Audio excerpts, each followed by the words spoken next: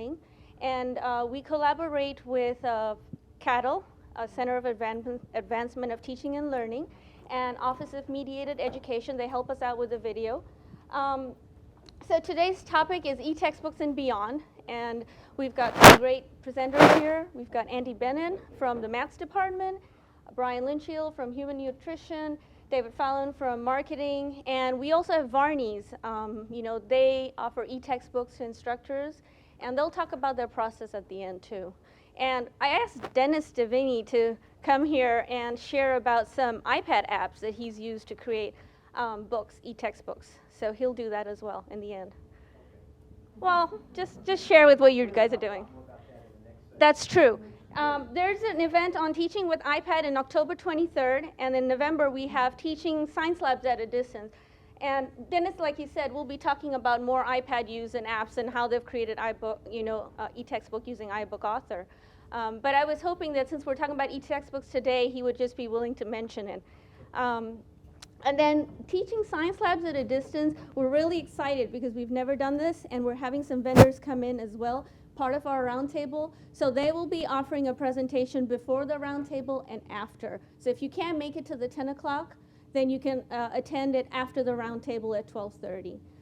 So with that, and further ado, I will let Andy begin the presentations. And we can ask questions, but let's just hold off and keep the questions till the very end after everybody's done explaining what they do and sharing with us. So okay. Thanks, Andy. Okay, thank you. So, and we will talk some about iPad things. So on e-textbooks and beyond, I want to talk some about how an e-book is different from just a regular textbook. And there are three big aspects of this that I call portability, activity, and adaptability. Now, there are people who think books are portable. And I think that used to be true. But when you look at what we've done today, this is my grandfather's old calculus textbook. Definitely portable. This is my mother's calculus textbook. It's also reasonably portable. This was mine. And when I had to take the physics book and the chemistry book along with it, it was heavy and a pain. This is our current textbook. Portable is not the word that comes to my mind. Luggable, maybe, and if you start saying students need to have several of these, portability becomes an issue. But the most popular way for students to access the textbook I've got right now is this. Now, I find this weird. And the first time I walked out of a class and a student said, hey, I had a question about something in the book. I said, oh, what? And he handed me his phone. And I was going, okay, where in the book are we? How can you read it on this thing? I much prefer the screen to be this size or bigger. But the students are younger. They don't need these things, and they can see small things. But ebooks give us some very different sorts of portability options. And that's important these days. You know, the mobile web, internationally, mobile internet use is now more than half of internet use. Has been for 4 years. It is right at 50% pretty much right now. In the next year or two, it'll clearly go over. That is how most, and our students are much more familiar with this than we are. So, they tend to say, oh, that's irrelevant, anything but another clunky old desktop. And for students like that, having things that are mobile, they're used to having web access with them at all times.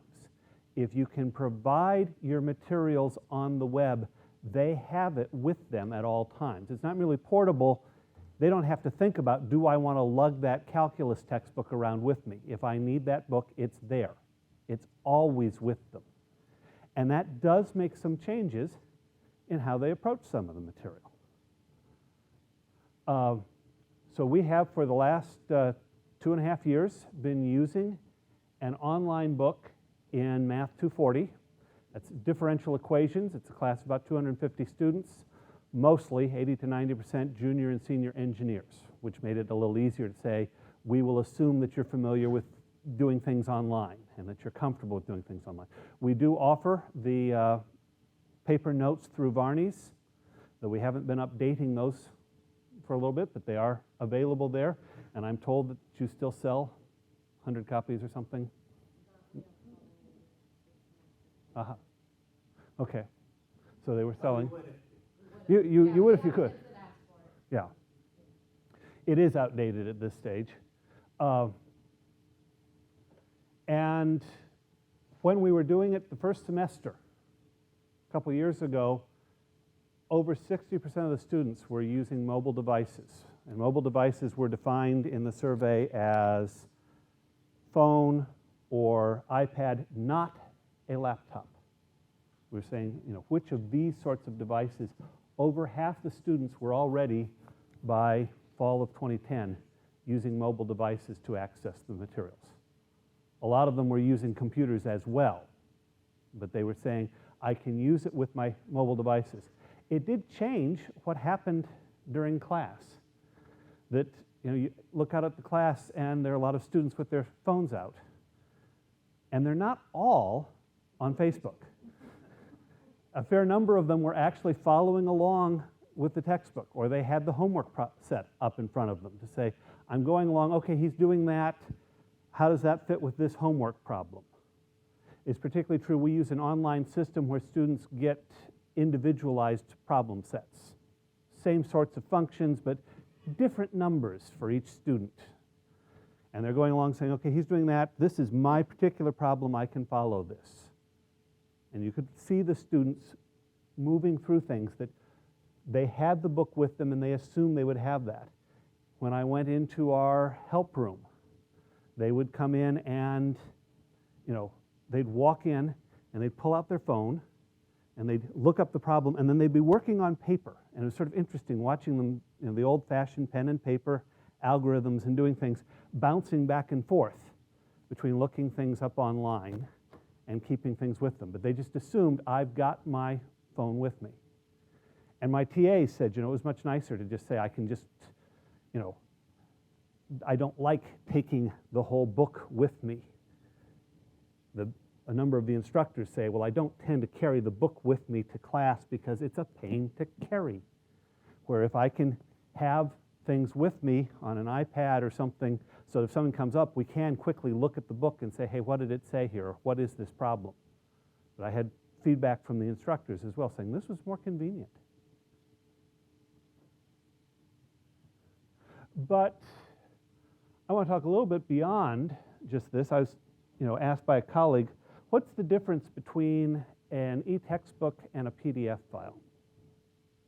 Is this just going to be you can see a copy of the book on your phone? And that makes a difference if you can.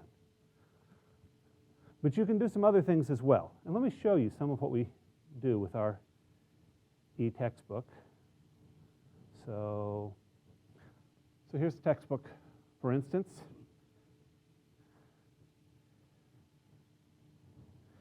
And we can, whoops, hit the wrong button there, back. And you can put in pictures, things.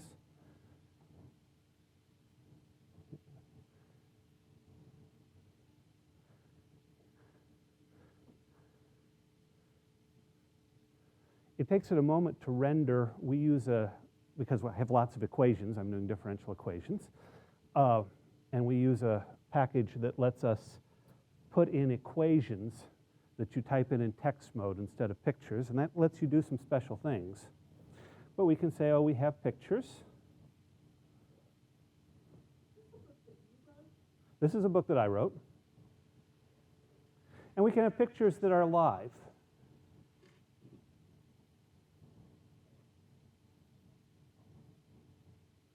Yeah, for over a decade, we have used notes that I created in differential equations. And they were mediocre. And I did student evaluations that showed me they were mediocre. Of course, the other books were also mediocre, that in the student evaluations you couldn't tell the difference between the notes I'd written and the professional book. And then one year I happened to comment to the students that, okay, every time I use these notes, I think, what idiot wrote this? And look at things and say, okay, the notes are okay, but look at it this way. They're $15 and the regular textbook is $150. And that year at the student evaluation at the end, when they asked what they thought of the book was the highest rated thing in the math department, like 4.8 on a scale of 5. As they said, you know, you're right, they're not better than the other books, but they're not much worse and they're 1/10 the price, and we really like that, and we want to encourage that. So I did have a set of notes that I could adapt to this. But we can set up pictures that move and embed them in the book.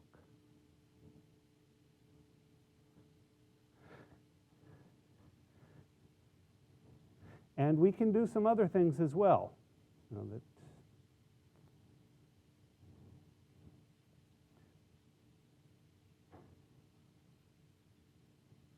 one thing, we can have external links. We can have times that I want to say, if you need to see how this works, go here. Go to an external site. You're online, move there. By the way, if you have a basic question about, you know, how do I quickly remember how something goes in calculus, I went through for all the things that students ask about and said, let's look at the first page of what Google hits come up with, and in each and every case it was go to Wikipedia. It's actually got a pretty good explanation, at least basic calculus. Active content's dangerous in some ways. You need to use it wisely. You don't want every picture to change, or very quickly you have a class in which nobody knows what you're looking at because everybody's picture is different. You need to think through and say, I need to have some pictures that are all the same for everyone that I can point to as references, and then I can say, now how would this sort of thing happen? The other feature is that active pages work differently. The iPad doesn't do Java or Flash, and all sorts of little browser differences. So this is something we can do. Don't do this unless you enjoy debugging. But it is possible. You can do these sorts of things. The other thing we can do are, you can make it adaptable. So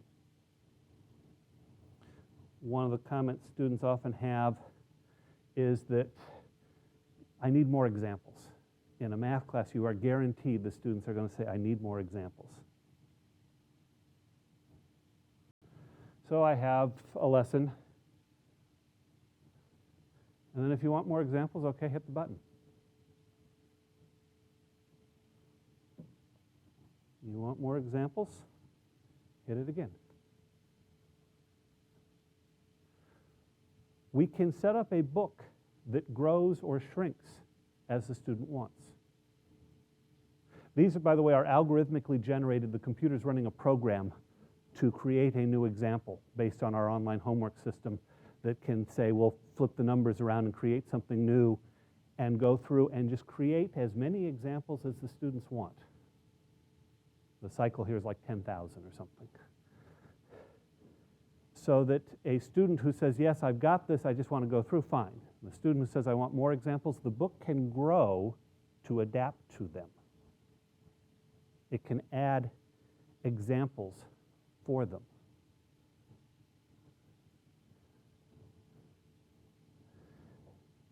And we can offer homework choices. So this is the current college algebra assignment.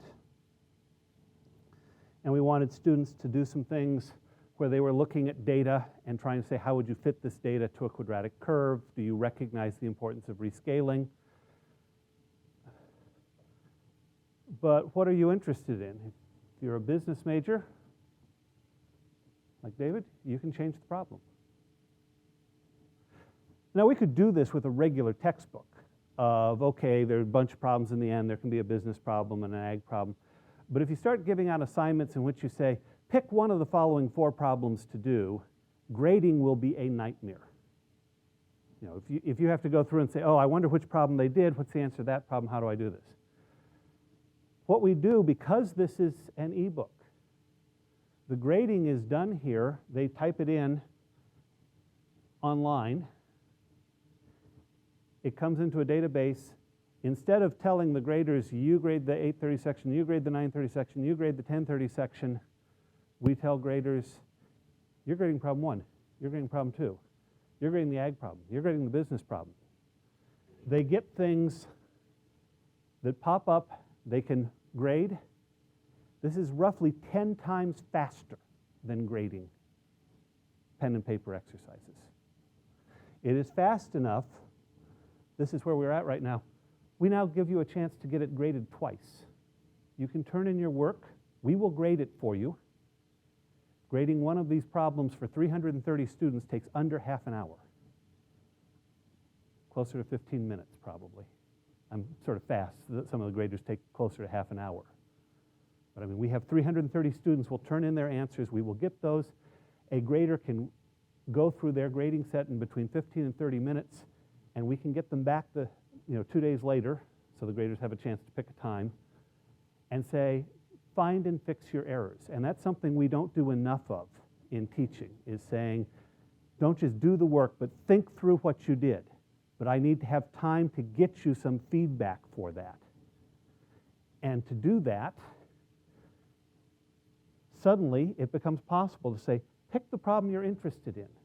We can do it much more efficiently. You can pick a problem that speaks to you. Now we've found, by the way, that we built this first set of problems based on the students' majors. College algebra is a freshman class. The average freshman's going to change their major 3 times. We discovered they're not interested in their majors. At least not yet. It'll take them a little while. For the next one, we started adding in things about Hollywood and app design. And I've actually been in a conversation in which we studied, what was the rate of growth of Charlie Sheen's Twitter followers, and could we turn that into a college algebra problem? I'm not proud. If that will get them to study, I'll do it.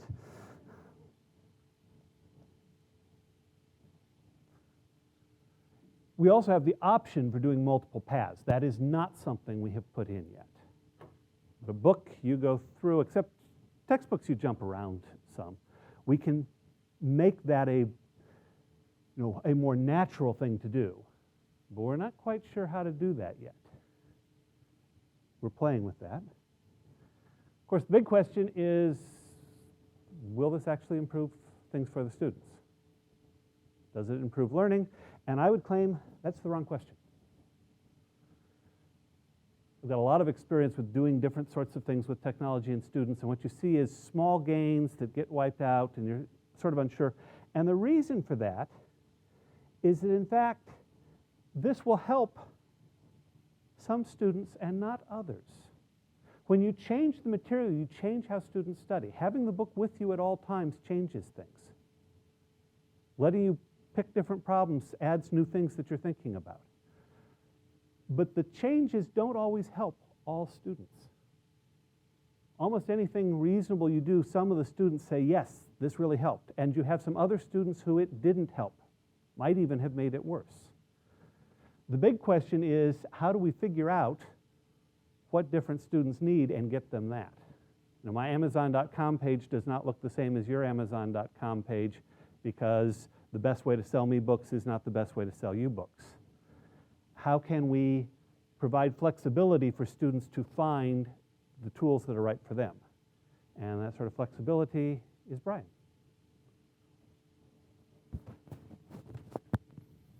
Thank you. So I'm going to talk and switch over the conference iPad. I'm going to talk more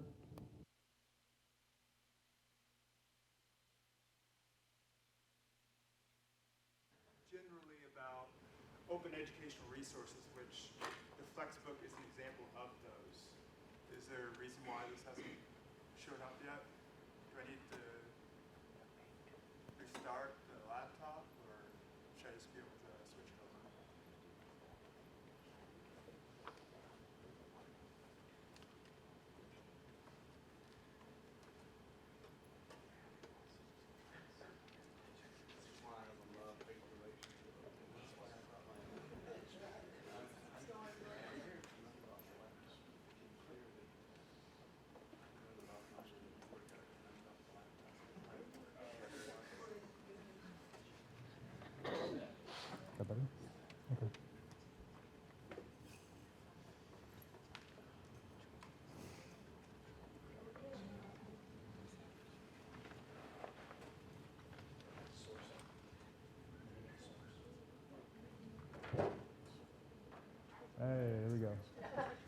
All right, thank you.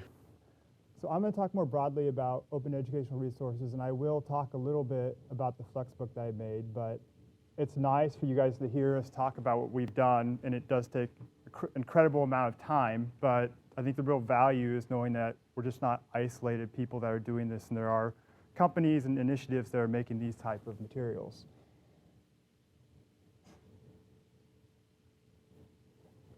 So what is an open educational resource, or what are open educational resources? Commonly, the acronym used is OER or OERs. These are educational materials that are either licensed under open copyright license in the public domain. That means that they can be accessed for free, they can be revised, remixed, reused, and redistributed by others.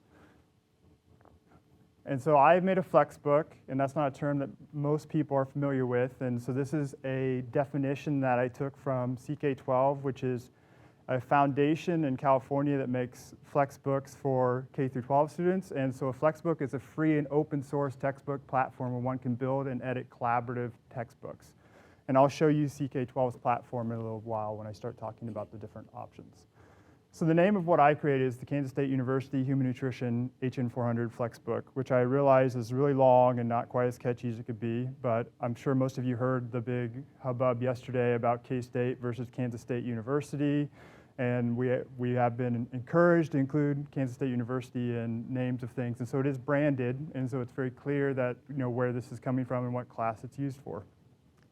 I'm going to talk about it a little bit, but if you want more information, we did publish an EDUCAUSE quarterly article, myself and Dr. Koshikatakari, who's in the audience, and it goes through the evolution, how we created this, and how it works, and students' perceptions, and those sorts of things. If you're interested, this is a shortened URL to get to it.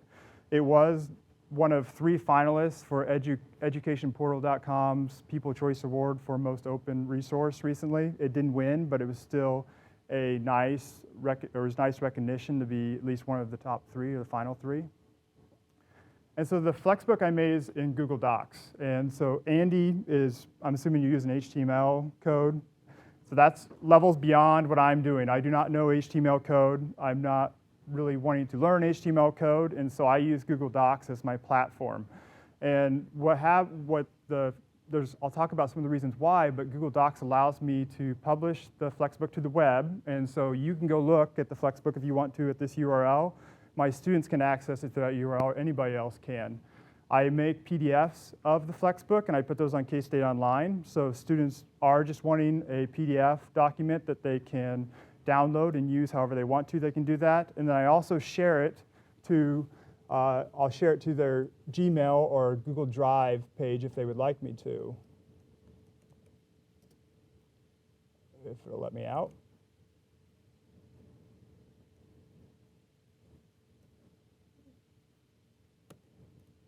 This is what the Flexbook looks like in Google Drive or Google Docs, if you're familiar with this program.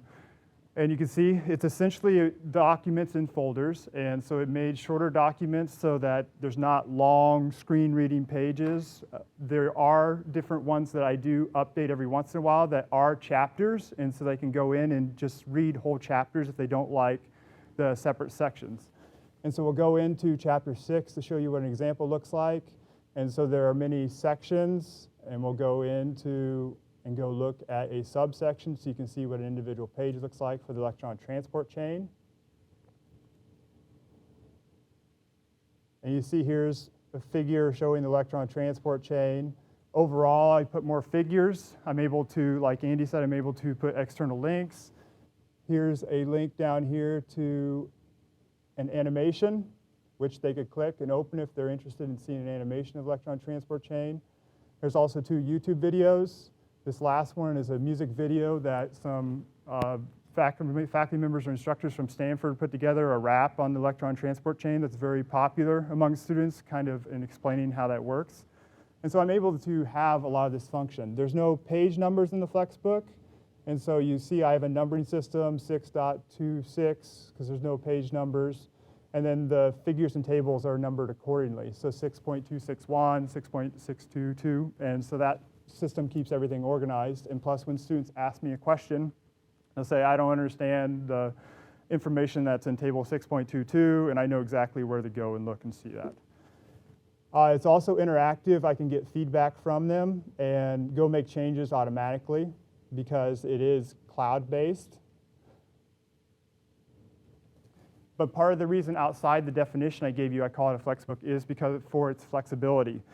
They can download it as ODTF, PDF, RTF, doc, text, or HTML file. It can be read online or printed. They can download it. I edit it without uploading or downloading. I make changes. They see it automatically in that web version or in the Google Docs version that I share. It is collaborative and wiki-like, and so that's part of the flexbook definition. That means I did this on my own, but doesn't mean that somebody has to do it on their own. There could be multiple people that be working on something like this. It's very adaptable, as Andy was talking about, and then I hear some students have told me about their flex notes that they make where they take the Google Docs or downloaded forms of them and they can add in the text that they like.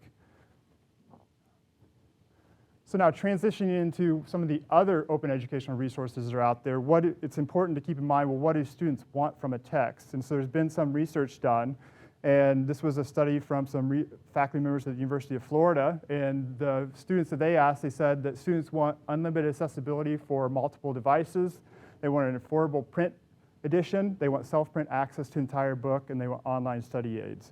And so the Flexbook provides all of these options, and depending on what you consider online study aids, the assignments, quizzes, and exams in the course provide other access as well. And so one of the first, or probably the best platform, in my opinion, that there is out there for open educational resources is CK12's, and this is the origin of the Flexbook, and they make K through 12 STEM books. Let's see if I can do this correctly this time. Get the switch. Nope, it's not letting me. So I'm going to show you what their platform looks like. So this is CK12's platform. This is their middle school life sciences book. And you can see they have a web version, but in addition, they can download PDFs. They can get a Kindle file. They can get an iPad or Android. And so they have flexibility to be able to download that material however they'd like to. These are free. The platform is free for people to be able to build these materials as well.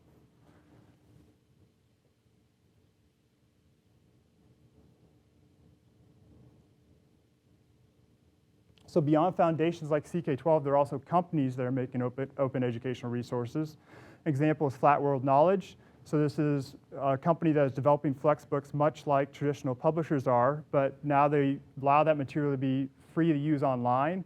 They have a make-it-your-own platform, which allows faculty members to go in and change or adapt the Flexbook, or the textbook in this case, however they'd like to, without expense to the student for making an expensive custom version. How their business model works is that you have to pay for additional access. So if you're going to print it yourself, you pay for that access, black and white copy, color printing, audio versions, and ebooks. Another open textbook site is bookboon.com. They have free downloadable PDFs. How their business model works is as you scan through the book, about every few pages there's an advertisement, and so it's based off of ads that they're generating the revenue. One of the downsides of this is it's not customizable. Since you're just downloading a PDF, you can't adapt that to fit your course needs.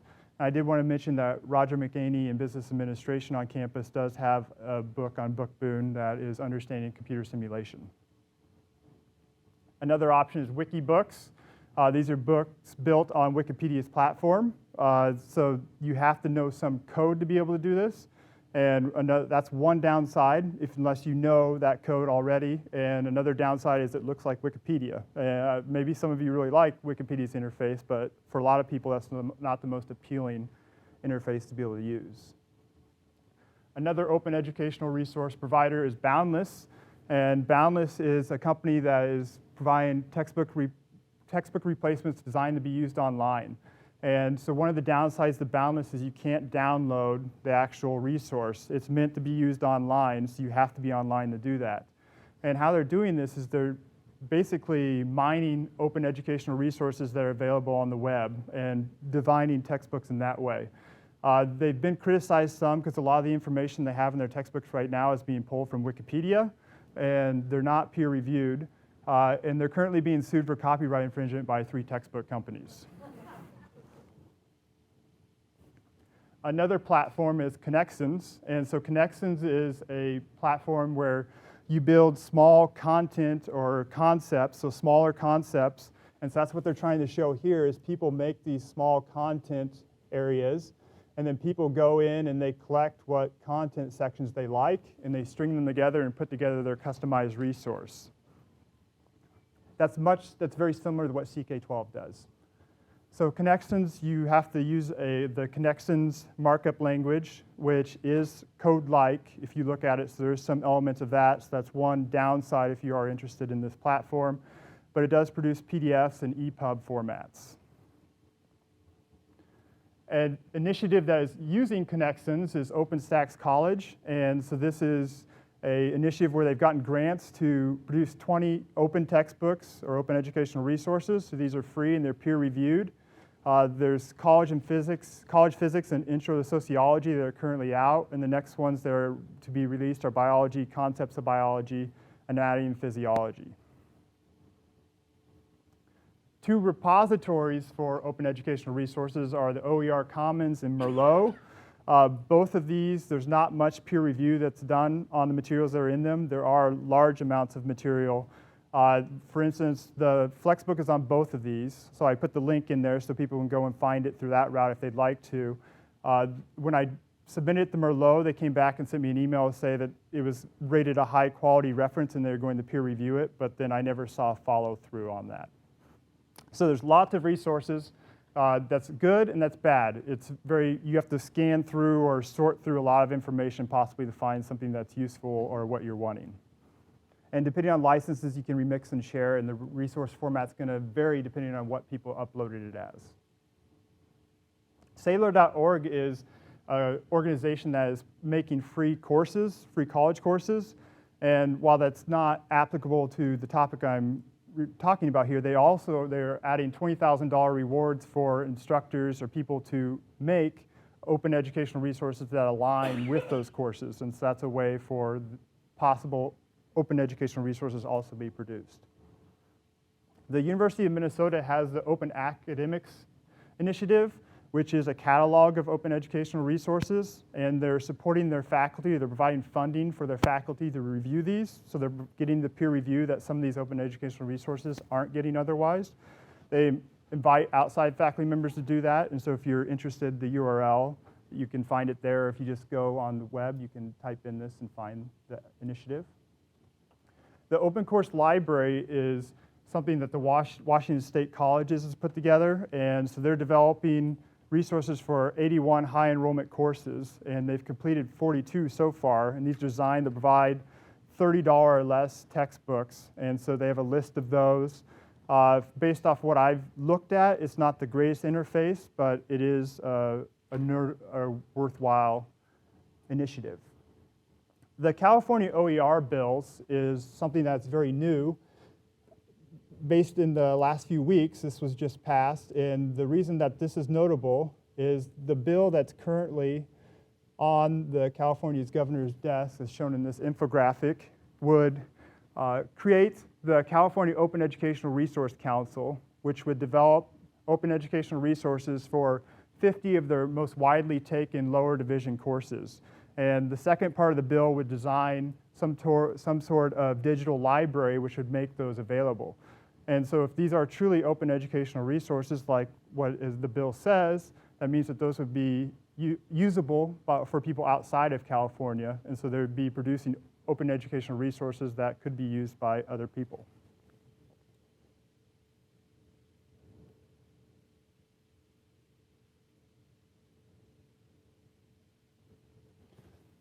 So from a faculty perspective, what's the incentive of producing an open educational resource? There has been one study done on this, and that's what this study was looking at, was asking faculty members in economics and management and other disciplines on what are the incentives for being able to do this. And so they say financial reward would be one, acknowledgement of the creator, and acknowledgement for when it's remixed and reused were the primary incentives. Now, the primary barriers are that there's no reward for that time or energy that you put in. There's no support from, in this case, they say management or administration probably would be a better translation here, and that there's just a lack of time. So what I think would be a possible solution is an open educational resource student credit hour fee. And so this would be approximately $10 per credit hour for courses that use OERs that meet certain standards. And so I'm not talking about some low standard, I'm talking about high standard, very good quality materials. Because this would allow funds to be brought into the universities that would provide incentive, overcome the financial reward is one of the things that faculty listed that they wanted, and it overcomes a barrier that there is no reward for producing or adapting these sorts of resources now. For students, these materials would be replacing more costly textbooks, and they'd get more customizable, flexible resources like the Flexbook or like the example that Andy was showing. And there has been an example of a similar approach that was taken at the University of Idaho for a course, and so that's the reference, and if you're interested in that, you're welcome to ask me afterwards. Thank you. So I'll turn it over to David.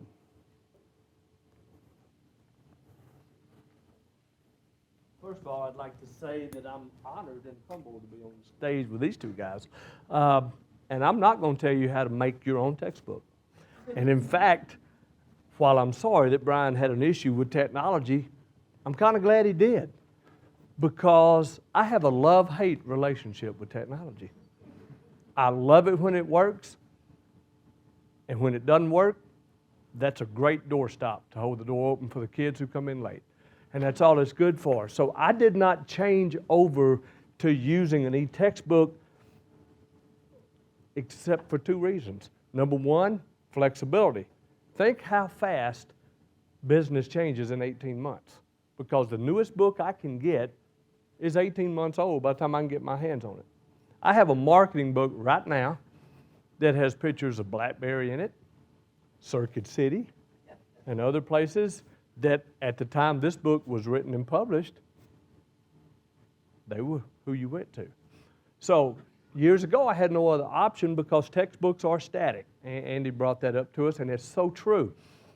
And I realized teaching 400 students business, being static was not a good way to approach these topics. So I had them buy the Wall Street Journal, because the Wall Street Journal not only comes out every day, but wallstreetjournal.com updates throughout the day as different stories become more important, less important, this, that, and the other.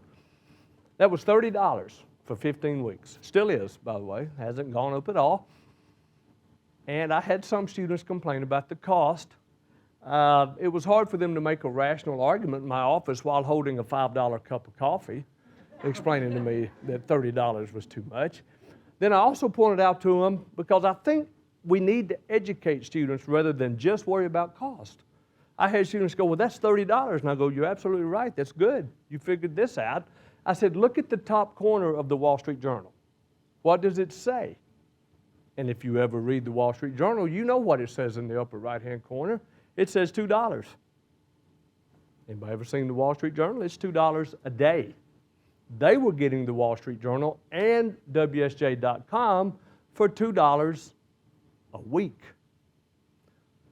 So I went to my students and I said, let me explain this to you in maybe terms you can understand better. You're getting 5 for the price of 1.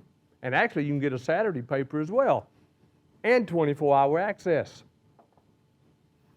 If we went to Vegas and every time I put a quarter on the table, somebody would run by and give me $1.25 to put in my pocket, every time, not one time, not 1 out of 5 times, every time I put 2 bets on the table, I get $1.25 back. How many of you would get on that plane with me and fly to Vegas? Guess what? They understood. I'm getting a deal. So maybe we need to explain to students. So I went, first of all, using an e-connect system, is what McGraw-Hill does it, for the flexibility. Because while I know that part of it is a function of my age, it does seem like the world is changing faster and faster as I get older. It's not just a function of my age. The world truly is changing faster and faster. Now, I realize some calculus theories may be the same as the same ones I saw at Louisiana Tech in the 70s, and I got a little nervous when you were up here, by the way. Marketing changes quickly. Business changes quickly. The paradigms shift, and I did not want to be behind that. Number 2 reason I changed is I wanted to add something to my lectures besides standing in front of huge classes. I average between 400 and 600 students a semester. And I wanted something besides stand up there and drone on and on for 50 minutes while showing PowerPoints. Not that PowerPoints are evil, not that PowerPoints are bad, but day after day, PowerPoints become deadly dull to the student. And if you really want to lose them after about 17 to 20 minutes, keep throwing up PowerPoints. I guarantee you, if it doesn't put them to sleep, it'll at least lull them into unconsciousness. I promise. And so I wanted that aspect. I wanted something else. So what I've now done is added homework assignments. I have a homework management system which takes all the grading out of my hands.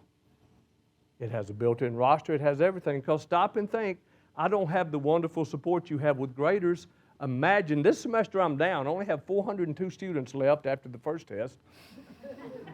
I'll get back to you in about a month how many we have after midterm. But imagine if I gave a business problem, decision-generating problem about marketing research at Frito-Lay to 400 students. I would have it graded about spring break of 2013. That's not good enough. I wanted something to add to the course. I wanted something besides 50 minutes of PowerPoints 3 days a week. Now, because of this, I can take part of the homework, come in and say, hey, let's break up into groups and let's talk about what you learned last night. Y'all get back to me. Y'all teach me what you learned. I'm tired of talking. Now, are there still boring days that I come in and put on PowerPoints? Yes, unfortunately, that happens. But I have to realize that it's shifting. They don't like that. And in fact, it's really interesting that Andy had his smartphone. I got a notice last night from McGraw-Hill that now all of my stuff is going mobile. They can't do their homework on their smartphone, but they can do anything else. They can access the ebook, they can make notes, they can do, because that's what this generation is going to. The paradigm is shifting to digital. Whether or not David is driving, it has nothing to do with it. And it's kind of interesting because I'm usually not an early adopter of any kind of technology. I have determined that technology skips a generation. My mother is 82 and absolutely loves technology. I have two sons, 26 and 28, who are very comfortable with technology. I'm trying to learn how to use technology. And I like it, and it's okay, but we can't depend on it to do our teaching for us. And I think that's what these guys are saying as well. There's another big shift going on. And, of course, I look at things as a business person looks at things. And let's stop and think of the difference between a printed textbook. I can't believe I'm even touching this calculus book. Well, I made a deal with God that if I ever passed calculus, I would not ever go back in the mathematics department at Louisiana Tech. And I passed, and I've held up my end of the deal since 1972, by the way. Think about what all goes into this before it gets to my hands. Now, like I'm saying, I look at things as a marketer and as a business person. I'm sorry, that's what I teach. Think of this. Think of the trees that have to be cut down, the ink that has to be bought, the publishing plant that has to be built, the warehouses, the trucks that have to transport this. Think of the length of that distribution channel from the intellectual property when it's first captured until it lands right here on this table. There's a huge distribution channel with many members in it. Now, let's digitize this. Now what do I have? I have intellectual property. I have students who gain access to it. We can use it. There are cost savings. There are time savings. It is flexible. I don't have to worry about a textbook anymore with pictures of the BlackBerry talking about it's the best smartphone in the world. It may be the best, but it's certainly not the most popular anymore. So I can stay up to date. I can get this same information to my students because I don't want to write a textbook. I'm not qualified to write a textbook for about half price right now. And I feel that that will even change as we move forward. It's going to change a big shift in the paradigm of how bookstores do business. Let's be honest. But it's also more sustainable. Let's get real. There's a lot of ink and paper that goes into making these. And let's be honest, what happens to them when they get out of date? Come on. How many of you think, honestly, your students keep your textbooks? I hope you're not buying into that fallacy. Because to a student, this isn't a textbook. This is an escrow account for beer money during finals week. Because mom and dad paid for it, but they sell it back. 2 students, they bought their books at Barney's. Mom and I paid for them. You want to ask me to the penny how much money I ever saw during buyback week? Ever? Total? Cumulative? With 2 students? If you guess 0, you're right on the dollar sign. We're going to have to teach our students. My students are learning. Not all of them like ebooks. And I keep telling them, you better learn because it's coming, and it's coming quickly. We are going to digitize. And the publishers are having to adapt. They're having to come up with ways to make it more palatable. Because I'll be honest, I default to this. If a student comes into my office and goes, hey, I want to ask you about a certain thing, I turn around, I don't get on the computer and pull up the ebook. Guess what I do? I grab the textbook, I turn to the page and hand it to them and go, here you go, read this. So that's my default, is a print book. For many of my students, I probably have less than 20% of students who are using the ebook exclusively, but the ones who do use it love it. They like not carrying this around with them because, let's say you got 5 classes Monday, Wednesday, Friday. This isn't too bad. It's bad enough, but it's not too bad. Multiply this times 5. I don't know how they do it all day, every day. So I don't know what the future holds exactly, but I know from a financial point of view, from the fact that the world is changing faster and faster and faster point of view, we've got to be more dynamic and less static. This is what's going to be the future. And it's a good deal. It's not a bad deal. They are learning. They enjoy the homework. And with apologies to Andy, my test scores, I've changed how we did the homework. My test scores for the first test this semester, based on the last 18 fall semesters that I've taught, were up about a half a letter grade. They literally improved from about a 76, was always about my average on the first test, to 81.5.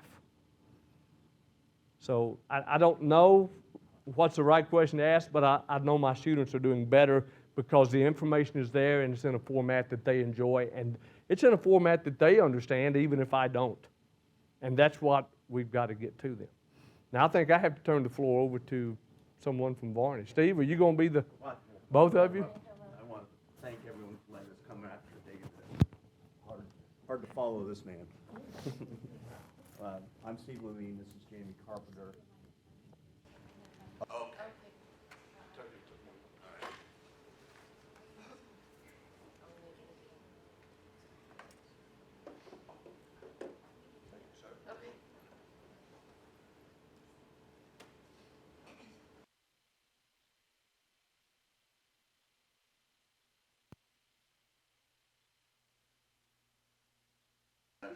No, we're been planning the digital move for about 7 or 8 years, actually, and it's actually gone a lot slower than we thought. I think across the board, everyone's been surprised at how slow it started. I don't know if you're familiar. We have able printing, which is actually our thought that what's going to happen is things are going to go digital, that the students want print on demand. We've talked with the library about having kiosk at the library here at the Union and down at Barney's, and students could print off parts of their digital content. If they want to go out to Pillsbury Crossing to study, they wouldn't have to bring their iPad or whatever.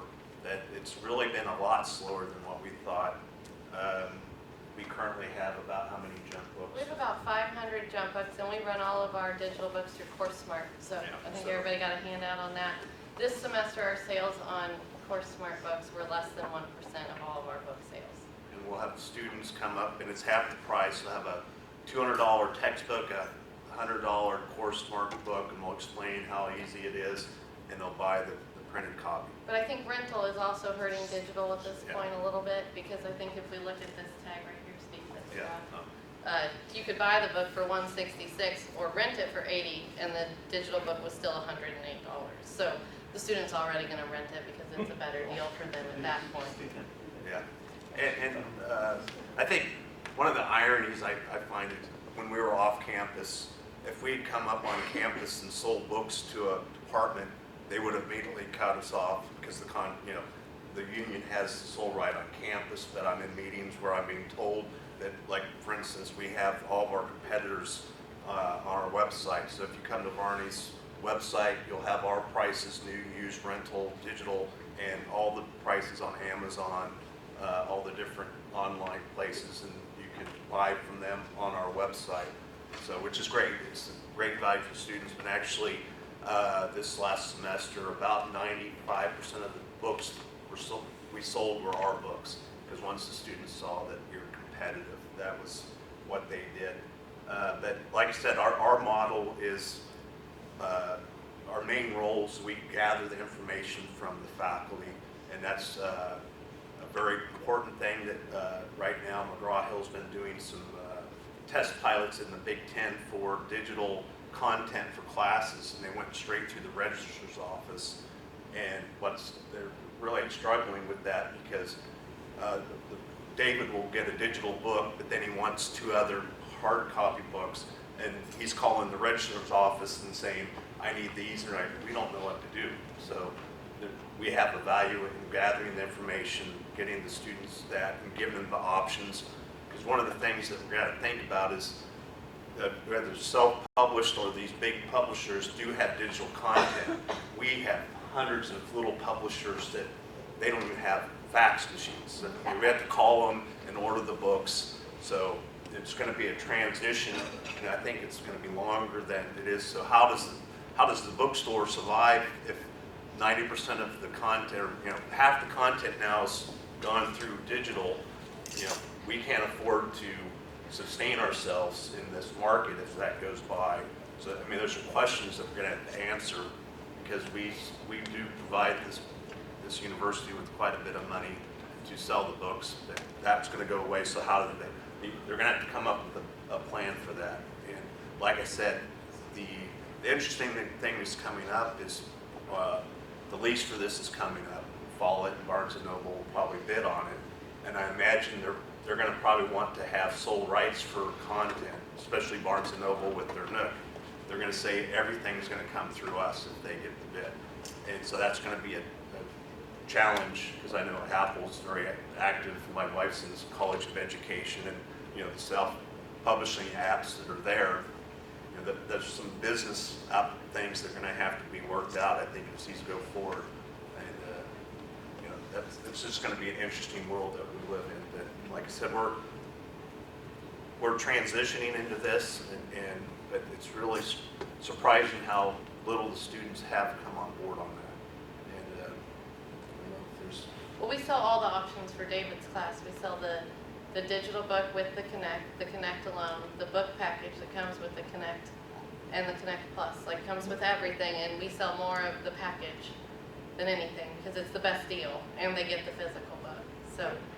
And that's what the McGraw-Hill models, we pitched it 2 years ago, or a year ago. Yeah, and we actually were going to have David be volunteer to be our guinea pig. But the idea is that the McGraw-Hill rep comes to you and says, we have this book, we also have a digital content, and instead of $180, it's $60, and if you want Varney's to do a print on demand, it's another $25. But every student has to get it. So if there's 100 students in the class, they all get it, which has some benefits, because there's a lot of students that can't afford books. They'll go weeks without getting books, and they fall behind. It's not good. So this way, they do have it up front. But then it allows them to do all the different things that we're doing there. So that's kind of the move into digital. And I know that they came back this last week and met with some people about maybe starting that up again. But they want to work with the bookstore because they, like I said, they've signed the value of us gathering the information, working with the faculty, and the students can come in and have their options of all the different products that they have. So, that's a lot. I just wanted, Dennis, would you just talk about a book author for 2 minutes? Sure. What it does and... Okay. This is really great to see what's going on across campus. Do I have this on? Can you hear me? Is this talk. I think you can hear me clear enough. We're doing what we call a iPad initiative, and all our full-time faculty, instructional faculty, are getting iPads, and we're going through sessions with them to train them on how to utilize the iPad in an educational environment, not just as a calendar or as an email device. We're also teaching them and giving them ideas on how to use the iPad for instruction by creating books, PDFs. And we're starting in various stages of that with EPUBs. Your wife's involved in some of that. And creating EPUBs, ebooks, and iBooks. We're also using, because we are totally Macintosh, we are promoting the iBook Author, which is a free software that allows them to do a multitude of dynamic things with a book. One restriction is it has an eye on it. It works on an iPad. EPUB is in a third revision. It's called EPUB 3, and I believe they're going to be putting some more format into that to put more, it's more of a cross-platform. It works within all of the Android, PC, Mac, and iPad iOSs, or OSs. And we're looking in that area and studying what type of applications can be used by faculty to create their own books. Now, it's not necessarily a textbook, but it's books that they can have because they do a lot of publishing, and if you instruct now, you probably do print a lot of things, and our objective is to get away from the print and more into digital media. So they can hand this out over K-State Online, push it out to their students, and maybe in the future, they do create their own textbook, create some deal with McGraw, have it in a text format where they can also independently push it out to students and have it distributed. So that's basically our goal. We'll have a deal on teaching in the next instructional design. I did want to add one more thing I forgot. When we went to Rochester to Xerox, the print and paper is going up 20% a year for the last 5 or 6 years. We're printing more paper than before because people are accessing more data from the internet and then they're printing it out. So we're actually printing more than less. So that's why with our printing shop, we figure that's what's going to, people get a lot more information available to them and then they want it printed. Look, we can open up the floor to question and answer if you guys just want to come up and talk to them. And I'll pass this around because we need to have you speak into the microphone so that we can capture as well the video, otherwise we lose the audio. So I'm sorry if I keep walking around with this one.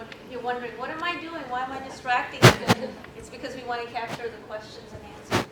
So you just pass this around while you talk. Okay. So, any questions? So I was curious if ebooks have an ISBN or some way to track original contents and to formalize the tracking of the contents. Yeah, they have ISBNs, and I think that's one of the things why the publishers have been a little slow because of Napster and other places where how do they keep one student from sharing and going across. So I think once that they're kind of figuring that out, and I think that's helping speed up the conversion into digital. And I think also they're trying to find a single platform that all of the ebooks can go to. You know, right now with CourseSmart, you can use it on your computer and you can put it on your iPad, but you know, if there's a Nook version, a Kindle version, they need to find one version that'll work for everybody. Along those same lines, one thing that's bothered me about CourseSmart is the life of the book. So you only get it for 180 days or whatever. But from what I'm hearing you say, maybe that doesn't matter. It's more of a rental. I mean, that's how you can think of it, as a rental digital book. You're renting it for the semester. I know we do have a few ebooks that are good for 2 years, but those come directly from the publisher, and that gives the student time to take the class. You know, if it's a physics class, you're going to take physics 1 and 2, and then they give you a chance to fail it twice. So you get physics 1 twice and physics 2 twice. So those are 24-month ones, but I think you pay a little more for those sometimes. And I do, when we talk to students about the jump books, when we mention after 180 days or whatever it disappears, they seem to, it's mystery to them and they get kind of afraid, and that is a hindrance to them sometimes, even though they don't have no intention of doing it. But like you said, mom and dad buy a $200 book, they're going to get $100 at the end for selling it back, so a lot of them figure that out too.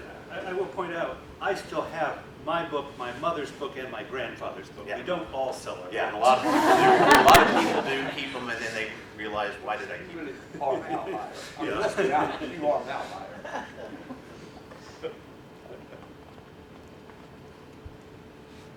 I have talked to my students about why they don't adopt ebooks as quickly. Because and Steve and I, not that we have this giant conspiracy going on, but we've been talking about this for 5 years, 7 years, 8. I mean, we saw the paradigm shift starting, and we knew it was going to change how, not only how I teach, but how he does business. And we've literally 2 or 3 times a year just sat down and talked about what's going on, and it has been much, much slower than I would have thought. And so I talked to my students the other day. I said, what's some issues? Why don't you like it? Probably the number one thing was no standard interface. They would like all the books to kind of look and operate the same. So when they go to the table of contents or when they go to a feature, all of them act the same. And also some of my books load very slowly. And they say that's aggravating to them.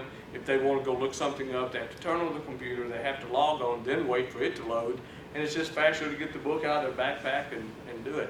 Now, like I said, I got a notice last night about my particular marketing book becoming mobile today, on mobile, and you can do everything except the homework assignments on your iPhone, your iPad, or any other smart device. And I think that's going to help, because one of their biggest complaints was speed, and that it was just much faster if they were sitting at their desk to grab the book and look it up. And I can't disagree with that. I think that's a true statement. And so I have talked to my students about what's happening, because I truly think the shift is coming, and it won't be stopped by the students or the teachers. The digital change is coming from the publishers because of the cost savings and everything else that they see. I guess I can share some insight from my experience. So the first year I used the Flexbook, I was publishing it in pieces. And so they had to have a Google Docs, or they had to make a K-State Google Docs account already. So they had to put Gmail, or they had to make an account. I was publishing it, so then that meant that they had to either go access it online or download it themselves. And the feedback after that semester was about 50% positive and 50% negative. It was when I went and published it online and then made a PDF that put on K-State Online that the acceptance rate went through the roof. And about 10% of my students say they use a hard copy. And so I think it's all about platform flexibility. And so if you have flexibility, I think, so that they can use it how they want to, I think that they'll choose the e-textbooks. But right now, they're just not there. I guess what I'd like to say is, like David says, we're actively involved in this. We're not afraid of it. We've met about the concept of no books for the first 2 levels of classes. So we'd like, if you have ideas and what you're doing, we want to be informed and be a part of the conversation. And as the bookstore or content store, I guess we could be, and that we want to be a part of it and know what's happening. And so if you're doing things, we'd like to be a part of any conversations you're having. And we know it's going to change. We've been trying to prepare for change. It's just no one really knows what's going to happen. I'll be devil's advocate a little bit. One of our son's girlfriends was dealing with a course that had a professor-built textbook, and some of the material was wrong. And she had studied it and then made a bad grade on the test, and she ended up going to the dean with it because it was presented as though it were fact, and it wasn't. So the one reason I like my editor on the textbook I have, although this thing is making me think I need to talk to them, we're working on an edition and we really need to do it digitally. But the editors help you keep it right, and if they find, so that's just a concern for me. I want the material to be accurate. And I know that from that girl, she had a problem in a course, so just throwing that out. But even if it's right, even if it's correct, it can be out of date. Yeah. You were talking about Rochester, and it made me think of another example. This is a 2-page example in my marketing textbook. Kodak. That's great, isn't it? And this is a 2012 copyright book. I mean, this is the latest book I could find for my students. I'm not mad at the editors or the public. You know, 24 months ago, while Kodak was having issues, they were at least still viable. They're not viable in the image capturing business anymore. They're in the print business now, if they are in any business whatsoever. So even when information is correct, it can still be outdated, Yeah. and It's a that's why. solid kind of- Well, but that's why I like the dynamic features of ebooks. You know. And I've had situations where there's a typo in the book, Oh, yeah, or one of the answers to the exercises at the back is off, is wrong. and it takes 15 seconds to fix that. That if Right. a TA comes up, If they check. if a TA comes up and says, "Hey, there's an issue here," fine, it's done. And I saw one this morning in a printed textbook, and I almost wanted to circle it because it shouldn't be there. I mean, I've seen some review things that basically say, if you do not point out at least one typo in the book, we won't believe you actually read it. And, if you're reviewing a textbook, we expect you to mention how common typos are. And if you say there aren't any, we'll just presume you didn't read them. And I think the paradigm's shifting so much that the old system, I think, is going to be changing, because I can have somebody edit my book, but I can't guarantee I'm not going to go change it tomorrow. Well- And so then it's really hard, oh, shell out this money to go, review this. Oh, but a student had a question and said this didn't make quite enough sense to them, so I go and change it. And so it's just a shift, I guess, in probably how things are going to be used today. Along those lines, Wikipedia doesn't have the Encyclopedia Britannica's fact-checking set I up. know. But And a lot of- Wikipedia is more accurate than Encyclopedia Britannica by every measure anyone has ever tested it on, largely because of Wikipedia's correct, updated quickly, and anything printed, it's behind. I told you I was devil's advocate, but Yeah. I just felt for that girl kind of, because it really was an issue for her. And she did get it corrected. She went all the way to the dean with it. I think what I said earlier is we have people, professors all over the spectrum here on what they want, and there's a lot of people that they want a textbook because, like you said, they're not on Facebook when they're in the class. You can't get it in that book, and so there's a lot of people have different reasons, and that's why I think it's important that for us we need to have the availability of all these for the options for the professors and the students to be able, as we transition. I think more and more we'll just have the digital, that there is that transition thing. And an interesting thing about this book is that we met with a major printer down in Florida, and it cost $4 for him to print this book, or less. So it's really the logistics part of it that's really difficult, and that's warehousing, moving, and that's why we want to get to where, if you have 100 students in the class, we might order 50 because we usually end up selling only 60, but then we have the ability to print on demand, so we're not moving books back and forth. Well, and I mean, we're sitting there looking at a room full of very, very smart people. Surely you know that one size does not fit all. When we're up here, we don't have to tell you that, do we? That nothing's going. What I choose to do may never be what Andy chooses to do or what Brian chooses to do, but are the students learning the material?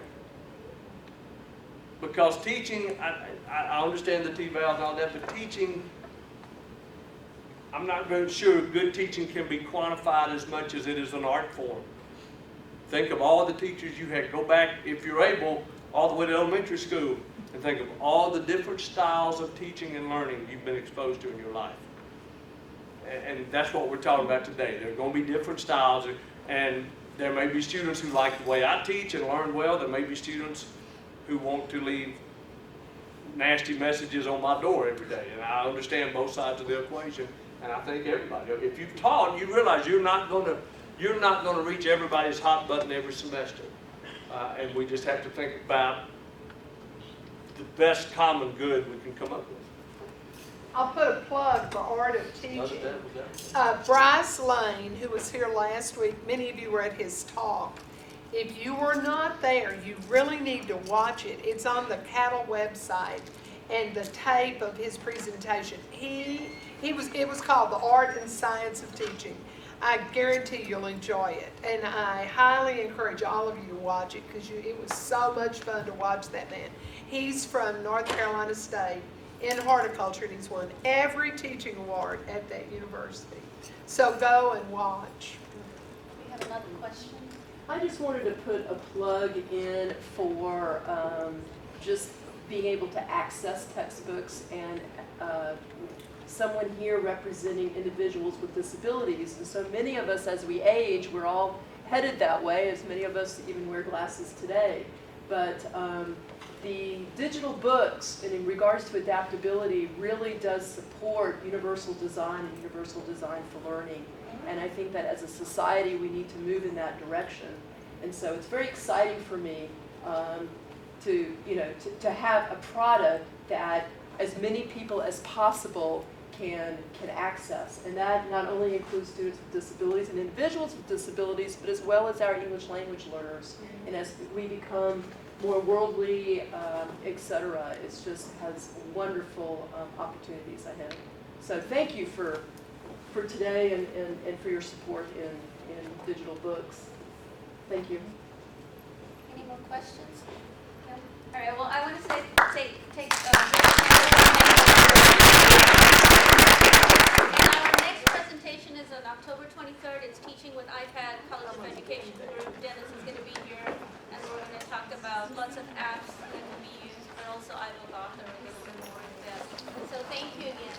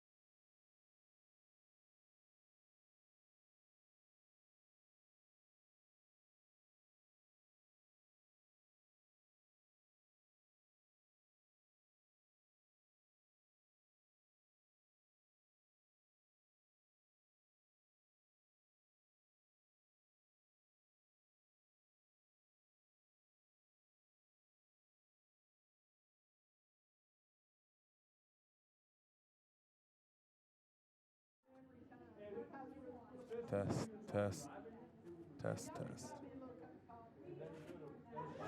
test, test, test, test, test.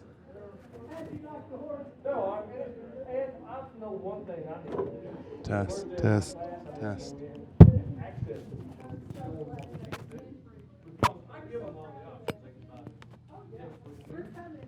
Test, test, test.